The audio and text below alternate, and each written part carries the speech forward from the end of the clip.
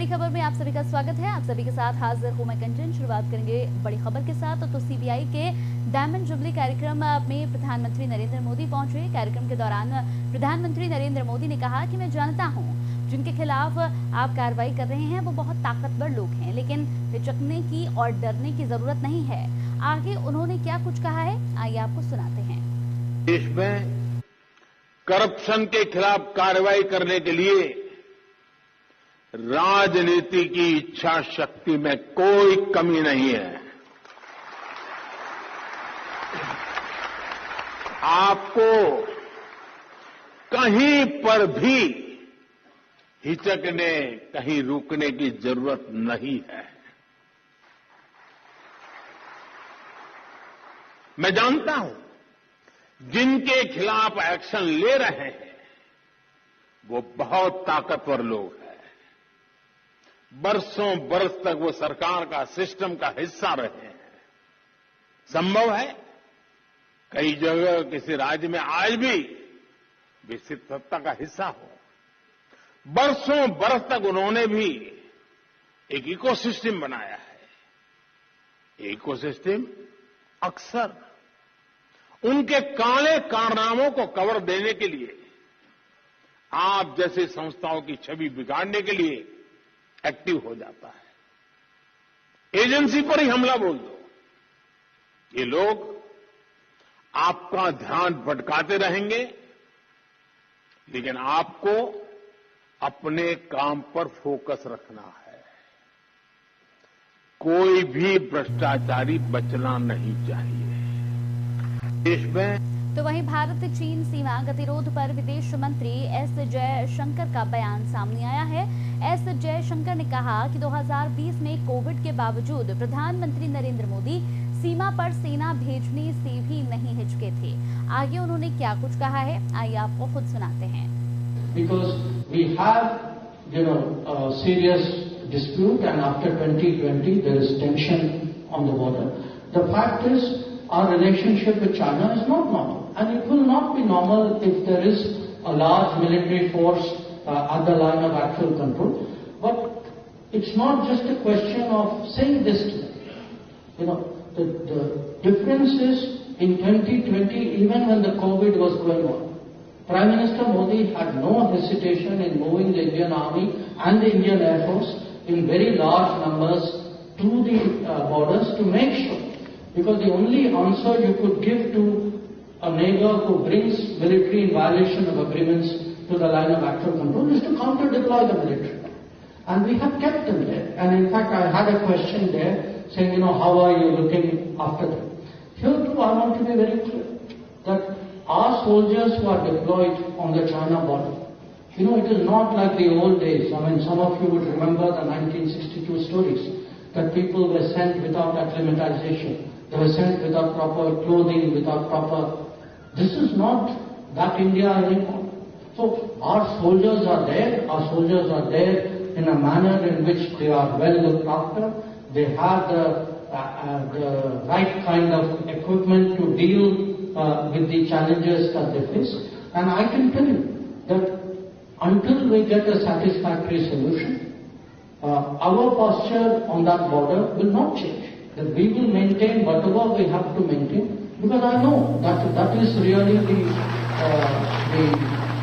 तो कांग्रेस नेता राहुल गांधी सोमवार यानी कि आज मानहानि के मामले में 2 साल की सजा सुनाए जाने के फैसले को चुनौती देने सूरत कोर्ट पहुंचे। वहीं निचली अदालत के फैसले के खिलाफ राहुल गांधी सत्र न्यायालय में अपील भी कर रहे हैं। वहीं सजा पर रोक के लिए राहुल गांधी की पूरी लीगल टीम मजबूती से तर्क रखेगी। आपको बता दें कि राहुल गांधी को समर्थन देने के लिए बहन प्रियंका गांधी भी मौजूद हैं। आपको बताते चले कि लगातार यहां पर मानहानि केस में राहुल को जमानत मिल चुकी है। सूरत कोर्ट ने राहुल गांधी को जमानत दे दी है। 30 दिनों में यहां पर यानी 30 दिनों के अंदर राहुल गांधी को ऊपरी कोर्ट से राहत नहीं मिलती तो उन्हें जेल जाना ही होगा। इसलिए सोमवार को जब राहुल गांधी की लीगल टीम कोर्ट में पहुंचेगी तो उसकी पूरी कोशिश यहां सजा पर रोक और जमानत लेने की है। आपको बताते चले कि राहुल गांधी को 13 अप्रैल को अब अगली सुनवाई होनी है। प्रियंका गांधी भी लगातार उनके साथ ऐसे वक्त में साथ नजर आई।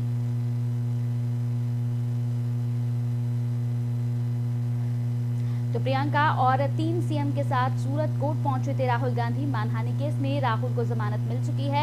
सूरत कोर्ट ने राहुल गांधी को जमानत दी। 13 अप्रैल को अब अगली सुनवाई होनी है। बीजेपी बोली कि हुड़दंग की तैयारी में है कांग्रेस। लगातार यहां पर कांग्रेस पर हमलावर होती हुई भी बीजेपी नजर आई। प्रियंका गांधी और 3 सीएम के साथ सूरत कोर्ट पहुंचे राहुल गांधी। साथ ही आपको बताते चले कि मानहानि केस में राहुल गांधी को जमानत मिल गई है। कांग्रेस के स्थानीय से लेकर राष्ट्रीय स्तर के नेता इस मौके पर कोर्ट के अंदर ही मौजूद रहे।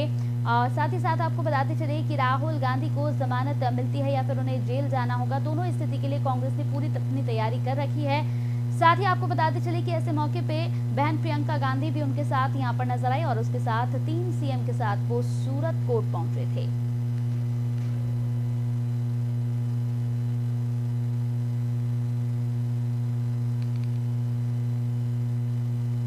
तो वही रामनवमी पर उपजे विवाद के बाद सासाराम और बिहार शरीफ में हिंसा थमने का नाम नहीं ले रही है। सुबह 4:30 बजे भी यहां के नगर थाना क्षेत्र में मूची टोला में बमबारी की गई। इस मोहल्ले में हुई बमबारी के बाद यहां पर एसएसबी जवानों ने फ्लैग मार्च किया।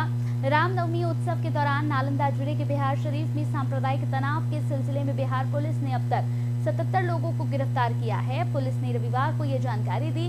बिहार पुलिस के आधिकारिक ट्विटर खाते से ये ट्वीट के मुताबिक नालंदा के बिहार शरीफ में स्थिति सामान्य और नियंत्रण में है। हिंसा में शामिल उपद्रवियों को चिन्हित कर गिरफ्तारी की जा रही है। अब तक जैसा कि हमने आपको बताया कि लगभग 77 लोगों की गिरफ्तारी हुई है। घटना स्थल पर पर्याप्त संख्या में वरिष्ठ अधिकारी और पुलिस बल भी तैनात है। सोशल मीडिया पर निगरानी रखी जा रही है। नालंदा पुलिस ने इलाके में बढ़ते तनाव के बारे में सोशल मीडिया पर चल रही अफवाहों को खारिज करते हुए उपद्रवियों के खिलाफ सख्त कार्रवाई करने का अनुरोध भी किया है। शांति बनाए रखने की लगातार अपील की जा रही है। अफवाहों पर ध्यान न दें, ये लगातार पुलिस प्रशासन का कहना है कि अफवाहों पर बिल्कुल भी ध्यान देने की जरूरत नहीं है। बिहार पुलिस के एक वरिष्ठ अधिकारी ने कहा कि इलाके में तनाव के बीच रामनवमी हिंसा के लिए जिम्मेदार अन्य बदमाशों को पकड़ने के लिए लगातार जांच जारी है। पुलिस ने कहा कि बिहार शरीफ में रात ताजा झड़प के बाद धारा 144 भी लागू कर दी गई है। सासाराम में इंटरनेट सेवा को भी बंद कर दिया गया है। तो सांप्रदायिक दंगों के सिलसिले में आपको बता दें कि 45 लोगों को गिरफ्तार किया गया था शनिवार को, लेकिन अब कुल मिलाकर 77 लोगों को गिरफ्तार किया जा चुका है। कई जगहों पर आगजनी की खबरें भी सामने आई।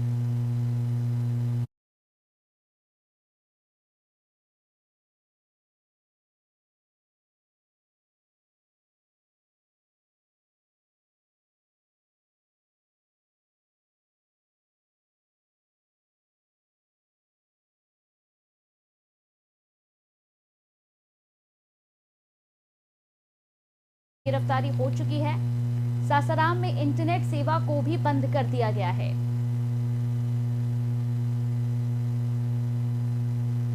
तो वहीं महाराष्ट्र के मुख्यमंत्री एकनाथ शिंदे ने रविवार को कहा कि वो अपनी पार्टी के नेताओं के साथ 9 अप्रैल को अयोध्या जाएंगे और वहां सरयू नदी के तट पर पूजा अर्चना करेंगे। आपको बताते चले कि गौरतलब है कि उत्तर प्रदेश के अयोध्या में भव्य राम मंदिर का निर्माण किया जा रहा है। उन्होंने साफ तौर पर कहा कि यहाँ पर सभी तैयारियां की जाएंगी। आपको बताते चले कि चीन सीमा को लेकर यहाँ पर बयान भी दिया गया।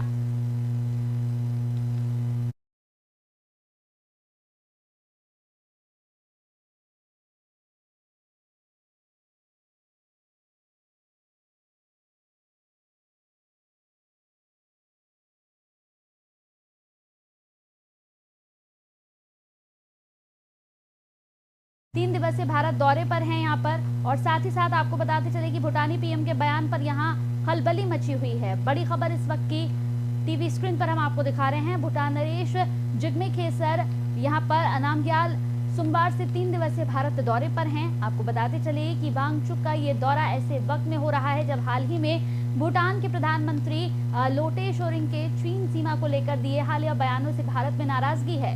अपनी यात्रा के दौरान भूटान नरेश प्रधानमंत्री नरेंद्र मोदी, राष्ट्रपति द्रौपदी मुर्मू और विदेश मंत्री एस जयशंकर से मुलाकात करेंगे। यात्रा की जानकारी देते हुए विदेश मंत्रालय ने कहा कि ये यात्रा दोनों देशों को द्विपक्षीय सहयोग के साथ पहलुओं की समीक्षा करने, विकास और वित्तीय सहयोग सहित करीबी द्विपक्षीय साझेदारी को आगे बढ़ाने का अवसर प्रदान करेगी। आपको बता दें कि नामग्याल के साथ भूटान के विदेश व्यापार मंत्री डॉक्टर तांडी दोरजी और भूटान के शाही सरकार के वरिष्ठ अधिकारी भी आएंगे। माना जा रहा है कि इस यात्रा के दौरान डोकलाम पर भूटानी पीएम का विवादित बयान एक मुद्दा होने वाला है।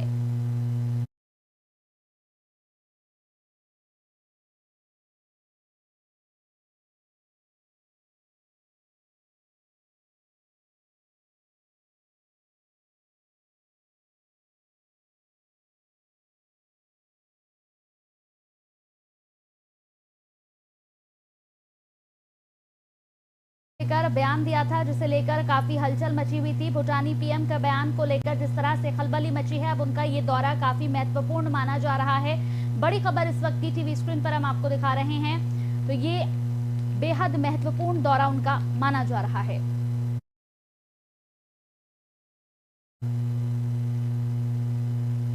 तो वहीं महाराष्ट्र के मुख्यमंत्री एकनाथ शिंदे ने रविवार को कहा कि वो अपनी पार्टी के नेताओं के साथ 9 अप्रैल को अयोध्या जाएंगे और वहां सरयू नदी के तट पर पूजा अर्चना करेंगे। आपको बताते चले कि उत्तर प्रदेश के अयोध्या में भव्य राम मंदिर का जिस तरह से निर्माण किया जा रहा है, उन्होंने ठाणे के आनंद आश्रम में संवाददाता सम्मेलन के दौरान ये घोषणा की। आपको बताते चले कि उन्होंने साफ तौर पर कह दिया है कि वो जाएंगे और उन्होंने कहा कि अपनी पार्टी के मंत्री और विधायकों, सांसदों और अन्य पदाधिकारियों के साथ 9 अप्रैल को अयोध्या जाऊंगा। हम राम मंदिर का निर्माण देखेंगे और सरयू नदी के तट पर आरती करेंगे। शिंदे ने कहा कि राम मंदिर निर्माण में महाराष्ट्र की ओर से साग की लकड़ी का योगदान किया जा रहा है। मुख्यमंत्री ने कहा कि राम जन्मभूमि मंदिर के लिए जब कार्ड सेवा हो रही थी तो मेरे गुरु आनंद दीघे ने चांदी की ईंट अयोध्या भेजी थी। हमारा अयोध्या और भगवान राम से पुराना नाता है। शिंदे ने कहा कि उनकी पार्टी के जो मंत्री और नेता पिछली बार अयोध्या यात्रा पर नहीं जा पाए थे, वो सभी इस बार उनके साथ जाएंगे। पार्टी के चुनाव चिन्ह का संदर्भ देते हुए शिंदे ने कहा कि हमने तीर धनुष को कभी भी दूसरे के खिलाफ इस्तेमाल किए जाने वाला हथियार नहीं समझा।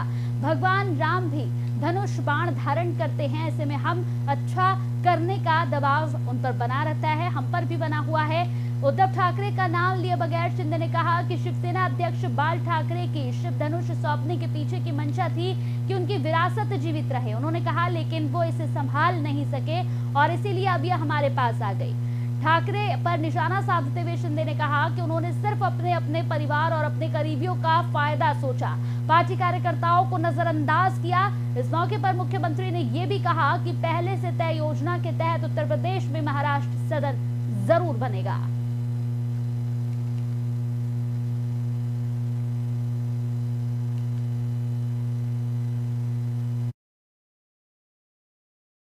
अप्रैल को सीएम शिंदे जाएंगे अयोध्या, यहां पर पूजा अर्चना भी वो करेंगे, उनके साथ उनके तमाम मंत्री भी पहुंचेंगे। तो उत्तर प्रदेश के बिजनौर में भूकंप के झटके महसूस किए गए हैं। सुबह इस भूकंप की तीव्रता रिक्टर स्केल पर अगर हम देखें तो 2.8 मापी गई है। इसका केंद्र जमीन के अंदर 10 किलोमीटर गहराई में बताया गया है। नेशनल सेंटर फॉर यहां पर सिस्मोलॉजी के मुताबिक बिजनौर में सुबह 4:33 पर भूकंप के झटके लगे हैं। आपको बताते चले कि इसका केंद्र बिजनौर में ही 10 किलोमीटर गहराई में था। इससे पहले रविवार को सुबह करीब 11 बजे मध्य प्रदेश के जबलपुर में भी भूकंप के झटके महसूस किए गए थे। रिक्टर स्केल पर भूकंप की तीव्रता लगभग 3.6 दर्ज की गई थी। नेशनल सेंटर फॉर सिस्मोलॉजी यानी कि एनसीएस ने बताया कि भूकंप के झटके यहां पर पंचमढ़ी से 218 किलोमीटर दूर महसूस किए गए। इस भूकंप में किसी तरह का नुकसान नहीं हुआ है। इससे पहले आपको बताते चले कि शुक्रवार देर रात भी अंडमान निकोबार में भूकंप के झटके महसूस किए गए थे और तीव्रता की बात करें तो स्केल पर भूकंप की तीव्रता अंडमान निकोबार में 4.0 मापी गई थी। एनसीएस के मुताबिक शुक्रवार को पोर्ट ब्लेयर में रात करीब 11:56 पर धरती हिली थी। तो लगातार भूकंप के झटके जिस तरह से लग रहे हैं, इसे लेकर लोगों में भी काफी डर बना हुआ है, क्योंकि आए दिन भूकंप के झटके अब लोगों को परेशान करने लगे हैं। तो यूपी के बिजनौर में भूकंप के झटके महसूस किए गए। सिर्फ यूपी के बिजनौर में ही नहीं बल्कि कई जगहों पर कई राज्यों में भूकंप के झटके महसूस किए गए हैं। शुक्रवार देर रात अंडमान निकोबार में भी भूकंप के झटके महसूस किए गए हैं। लोगों का कहना है कि जिस तरह से आए दिन भूकंप के झटके महसूस किए जा रहे हैं, उससे लोगों में दहशत बना हुआ है, क्योंकि वो अपने घरों पर जब भी एक क्वालिटी टाइम स्पेंड करते हैं, अपने घर वालों के साथ बैठे होते हैं, तभी उन्हें एहसास होता है कि धरती हिली है, उसके बाद अपने घरों से बाहर निकलकर खुले आसमान के नीचे वो दौड़ते हैं। ऐसे में लोगों का कहना है कि लगातार डर बना हुआ है, क्योंकि हर रोज भूकंप के झटके उन्हें महसूस करने पड़ते हैं। बिजनौर में भूकंप के झटके महसूस किए गए हैं। रिक्टर स्केल पर 2.8 मापी गई है इसकी तीव्रता। उसके साथ ही पोर्ट ब्लेयर में भी सुबह के वक्त भूकंप के झटके महसूस किए गए हैं। इसके साथ ही यहाँ पर बात करें अंडमान निकोबार की, तो यहाँ पर भी भूकंप के झटके महसूस किए गए। हाल ही में दिल्ली एनसीआर में भी भूकंप के झटके महसूस किए गए थे, जिसे लेकर लोग देर रात अपने घरों से बाहर निकले। घरों से बाहर निकलकर कई घंटों तक लोग यही इंतजार करते रहे कि कहीं दोबारा से भूकंप के झटके महसूस ना करना पड़े उन्हें। तो लगातार उत्तर प्रदेश के बिजनौर में भूकंप के झटके महसूस किए गए हैं। दहशत में आकर घरों से लोग बाहर निकल आए। बड़ी खबर टीवी स्क्रीन पर आपको दिखा रहे हैं। लोग घरों से बाहर निकल आए, भूकंप के झटके लोगों को लगे। यूपी के बिजनौर में भूकंप के झटके यहाँ पर लोगों को महसूस हुए।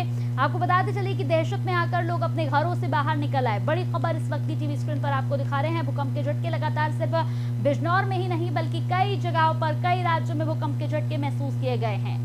सुबह 4:33 पर भूकंप के झटके यहाँ पर बिजनौर में लगे हैं। रिक्टर स्केल पर इसकी जो तीव्रता मापी गई है वो 2.8 मापी गई है।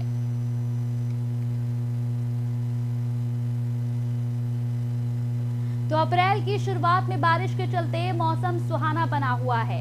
आपको बताते चले कि दक्षिण भारत तक के कई इलाकों में बारिश जो है वो हुई है। मौसम विभाग का कहना है कि नया पश्चिमी विक्षोभ हिमालय क्षेत्र में पहुंच रहा है, जिसके चलते अगले आपको बताते चले कि बारिश की संभावना लगातार बनी हुई है। टीवी स्क्रीन पर आपको हम दिखा रहे हैं। लगातार बारिश की वजह से लोगों को परेशानियों का सामना भी करना पड़ा है। कई जगहों पर बारिश हुई। लगातार हमने आपको तस्वीरें भी दिखाई हैं। बारिश की वजह से लोगों को काफी परेशानियों का सामना करना पड़ा। साथ ही साथ किसानों के लिए भी काफी मुसीबतों का यहाँ पर ये पूरा महीना रहा। लगातार बारिश की वजह से लोगों को काफी समस्याओं का सामना करना पड़ा।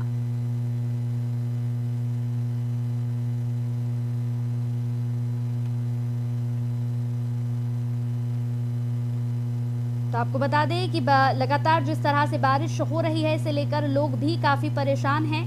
आपको बताते चले अगले 3 दिनों तक आंधी तूफान और बारिश होगी।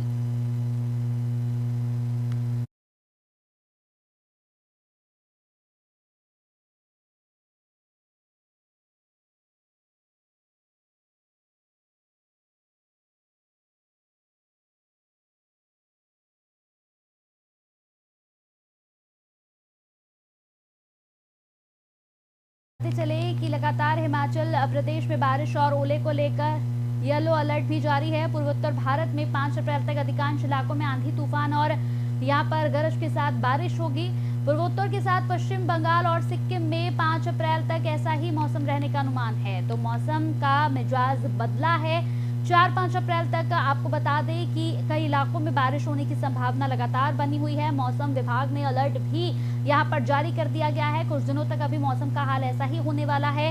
ओलावृष्टि भी हो सकती है। मौसम विभाग की तरफ से ये चेतावनी दी गई है कि लगभग 4 से 5 दिनों तक अभी मौसम में यहाँ पर नरमी ही रहेगी। बारिश लगातार लोगों को मिलेगी और साथ ही साथ ओलावृष्टि भी 2 से 3 दिनों तक अभी लोगों को झेलनी पड़ सकती है।